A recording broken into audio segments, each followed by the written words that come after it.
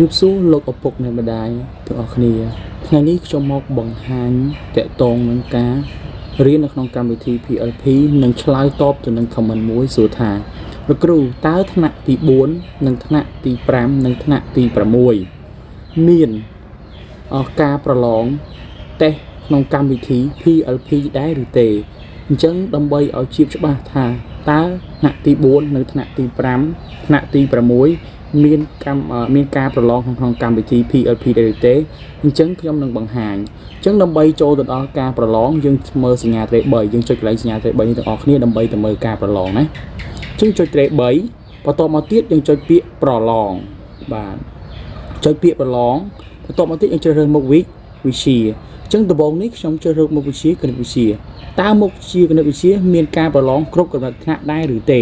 អញ្ចឹងយើងចាប់បានជ្រើសរើសអញ្ចឹងមុខវិជ្ជាគណិតវិទ្យាមានការប្រឡងតេស្តពីថ្នាក់ទី1រហូតដល់ថ្នាក់ទី3អញ្ចឹងមានន័យថាគណិតវិទ្យាអត់ទាន់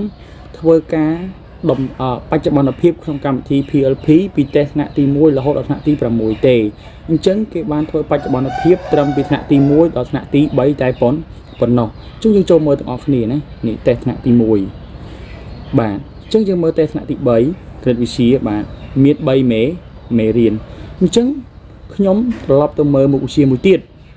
ភាសាខ្មែរអញ្ចឹងចង់ដឹងថាតើមុខវិជ្ជាភាសាខ្មែរនៅក្នុងកម្មវិធី PLP មានការប្រឡងគ្រប់កម្រិតថ្នាក់ដែរឬទេអញ្ចឹងយើងចុចជ្រើសរើសថ្នាក់អញ្ចឹងយើងអូសមកយើងឃើញថាមានការប្រឡងចាប់ពីថ្នាក់មត្តេយ្យតេស្តរហូតដល់តេស្តអ៊ីក្រាអញ្ចឹងមានន័យថាមុខវិជ្ជាភាសាខ្មែរមានការប្រឡងតេស្តគ្រប់កម្រិតថ្នាក់ពីថ្នាក់មត្តេយ្យរហូតដល់ថ្នាក់ទី6និងទី5ណាអញ្ចឹងមានមុខវិជ្ជាភាសាខ្មែរមួយក្នុងកម្មវិធី PLP បានគេដំឡើងឲ្យប្រើប្រាស់ការប្រឡងតេស្តគឺគ្រប់កម្រិតអញ្ចឹងយើងមើលតេស្តថ្នាក់ទី5មួយទៅអញ្ចឹងចាំបន្តិចបាទតេស្តថ្នាក់ទី5របស់យើងគឺមានតេស្តមេរៀនទី1រហូតដល់មេរៀនទី4ណាអញ្ចឹងខ្ញុំចង់មកបង្ហាញបែបហ្នឹងហើយមួយទៀតក៏នៅថ្នាក់បឋមសិក្សាអញ្ចឹងមួយទៀតយើងចូលទៅមើលមុខវិជ្ជាសាស្ត្របាទមុខវិជ្ជាសាស្ត្រហើយយើងទៅមើលថ្នាក់រៀនដែលធ្វើតេស្តនៅមុខវិជ្ជាសាស្ត្រមានប្រមាណថ្នាក់អញ្ចឹងដូចតែមុខវិជ្ជាគណិតវិទ្យាដែរគឺថ្នាក់ទី1ដល់ថ្នាក់ទី3ណាមានការប្រឡងណាពីថ្នាក់ទី1ដល់ថ្នាក់ទី3អញ្ចឹងយើងឃើញនេះពីថ្នាក់ទី1រហូតដល់ថ្នាក់ទី3មានប្រចាំខែ1រហូតដល់ប្រឡងឆមាសលើកទី2សម្រាប់ថ្នាក់ទី3អញ្ចឹងយើងមកថ្នាក់ទី2បាទថ្នាក់ទី2ដូចគ្នាណាមានប្រឡងប្រចាំខែ1រហូតដល់ប្រឡងឆមាសលើកទី2នៅក្នុងកម្មវិធី PLP អញ្ចឹងដោយឡែកមុខវិជ្ជាដែលមិនទាន់ធ្វើបច្ចុប្បន្នភាពហើយគឺមុខវិជ្ជាគណិតវិទ្យាណា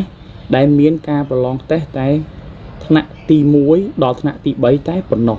អញ្ចឹងខ្ញុំបានឆ្លើយសំណួរតបទៅវិញថាអញ្ចឹងនៅក្នុងកម្មវិធី PLP ពីថ្នាក់